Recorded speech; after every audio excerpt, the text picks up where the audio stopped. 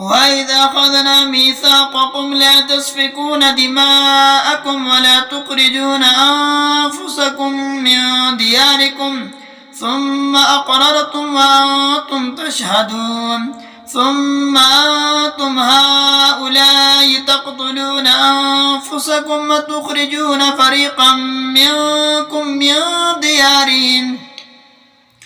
تظاهرون عليهم بالإثم والعدوان وإن يأتوكم أسارى تفادوهم وهو محرم عليكم إخراجهم أفتؤمنون ببعض الكتاب وتكفرون ببعض فما جزاء من يفعل ذلك منكم إلا خزي في الحياة الدنيا ويوم القيامة يردون إلى أشد العذاب وما الله بغافل عما تعملون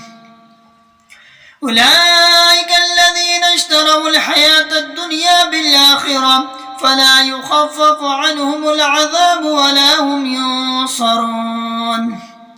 ولقد آتينا موسى الكتاب وقفينا من بعده بالرسل وآتينا عيسى ابن مريم البينات وأيدناه بروح القدس أفكلما جاءكم رسول بما لا تهوى أنفسكم استكبرتم ففريقا كذبتم وفريقا